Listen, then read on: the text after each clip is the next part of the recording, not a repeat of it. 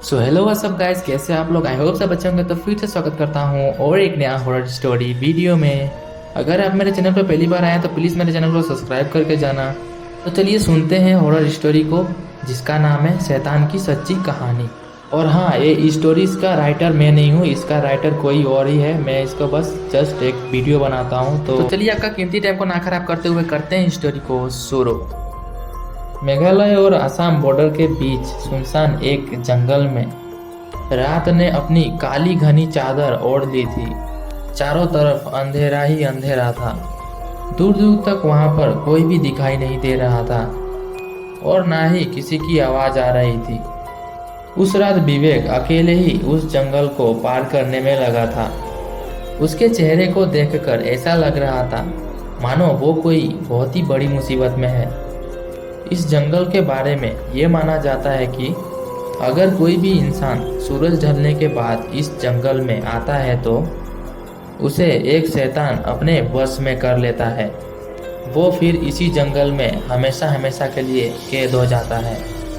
विवेक को ये बात पहले से ही पता थी, लेकिन वो फिर भी रुक नहीं रहा था, बस आगे बढ़ता ही जा रहा था। जंगल के आखिरी छोर पर एक नदी बह रही थी और उस नदी को पार करते ही आसाम का बॉर्डर शुरू हो जाता था। उस नदी के ठीक बगल में एक लकड़ी से बनी पुरानी हवेली थी।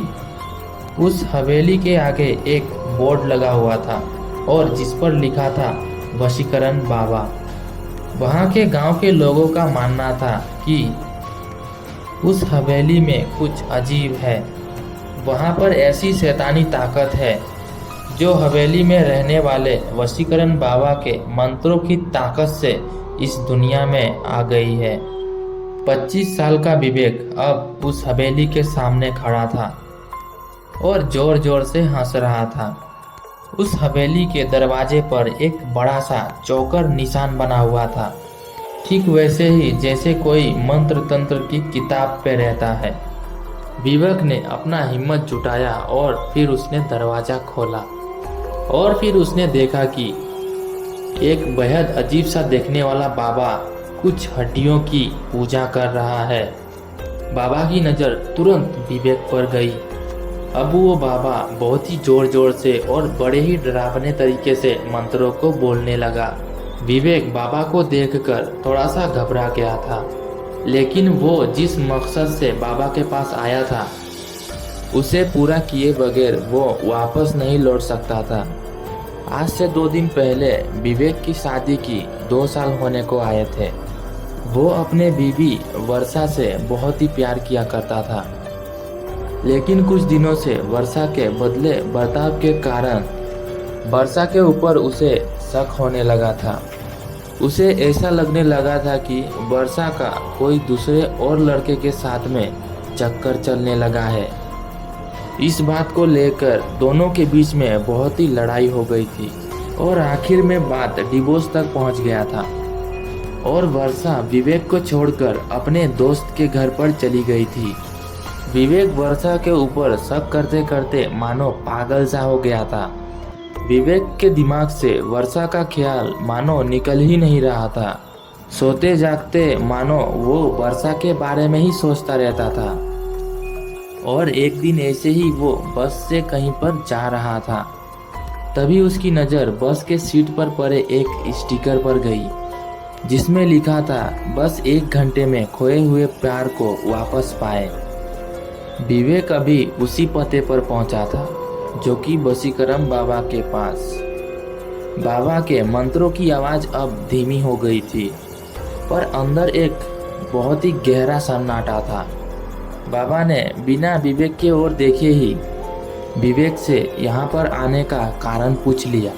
विवेक ने उस बाबा को सब कुछ बता दिया।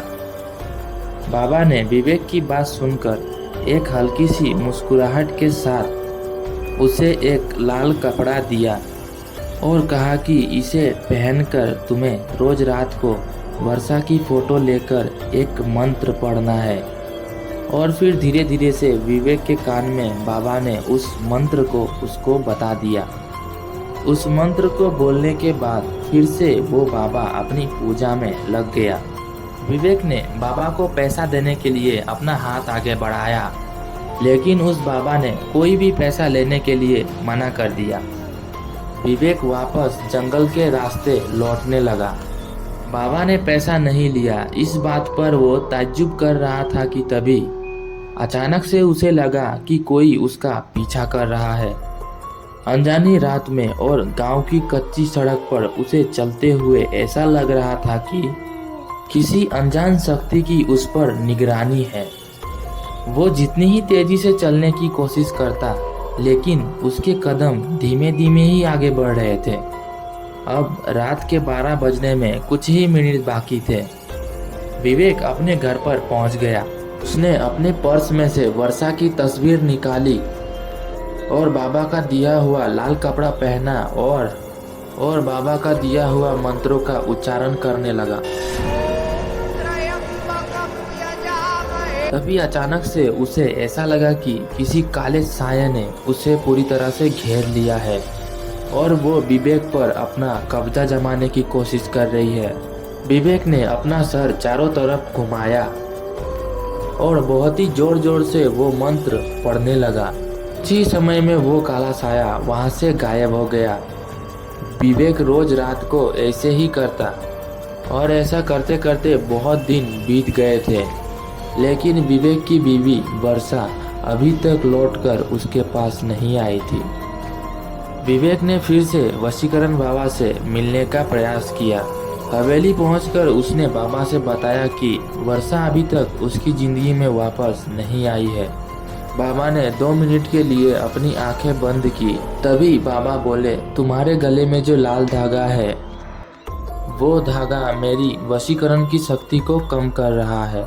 बाबा ने जैसे ही ये बात विवेक को बोली, विवेक ने तुरंत ही वो धागा अपने गले से उतार दिया और बाबा ने उससे ये भी कहा कि अगर तुम वर्षा को इस हवेली तक ला सकोगे तो वर्षा हमेशा हमेशा के लिए तुम्हारी हो जाएगी। उस दिन भी विवेक जब अपने घर वापस आ रहा था, तब भी उसको ऐसा महसूस हो रहा था कि उसके पीछे पीछे कोई उसके साथ चल रहा है और उसे घूर घूर के बस देखे ही जा रहा है। लेकिन विवेक जो वर्षा से बहुत प्यार करता था, उसे पाने के लिए वो कुछ भी कर सकता था। अगले दिन विवेक ने वर्षा को कॉल किया और माफ़ी मांगने के बहाने उसी जंगल के पास शाम को मिलने के लिए बुलाया। वर्षा ने इस बात को लेकर कुछ पल सोचा और फिर मान गई। दोनों आज बहुत दिनों बाद मिल रहे थे। बात करते करते विवेक वर्षा को हवेली के पास लेकर आ गया। जैसे ही वर्षा हवेली के पास पहुंची, उसे एक अजीब सी घुटन महसूस होने लगी थी। उसने विवेक को तुरंत वहां से चलने को कहा, लेकिन विवेक उसे जबरदस्ती हवेली के अंदर लेकर चला गया। बाबा ने जैसे ही वर्षा को देखा और फिर बाबा ने विवेक से कहा, वर्षा को यहाँ पर छोड़कर तुम बाहर चले जाओ, और फिर दरवाज़ा बंद कर दिया। लगभग 2 घंटे बीत चुके थे, लेकिन दरवाज़ा अभी तक बंद ही था। विवेक को अब बहुत ही ज़्यादा घबराहट होने लगी थी। थोड़ी ही देर बाद दरवाज़ा अपने आप ही खुल गया, लेकिन विवेक ने जैसे ही दरवाजे के उस पार देखा तो वो देखकर उसके मानो रोंगटे खड़े हो गए।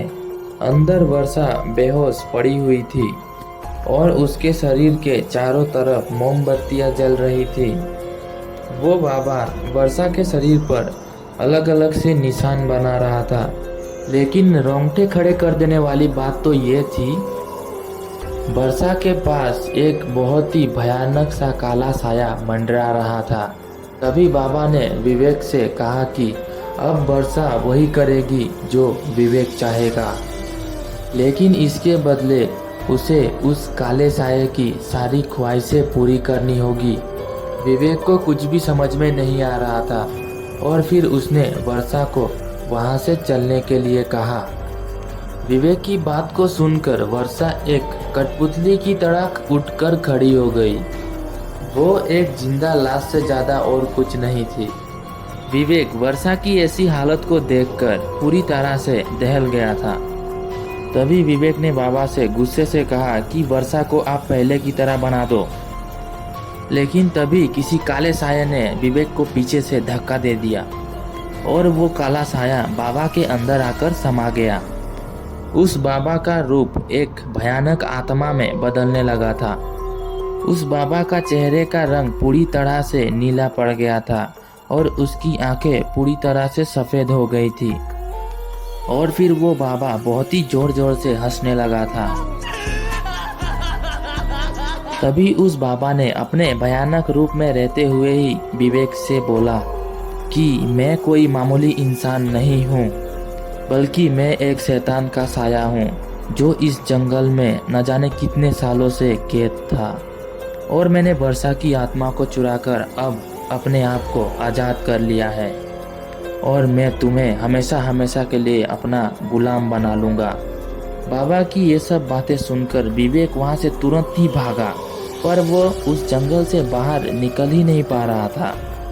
वो जहाँ से भी भागने की कोशिश करता वो घूम फिर के वो हवेली के पास ही आ जाता।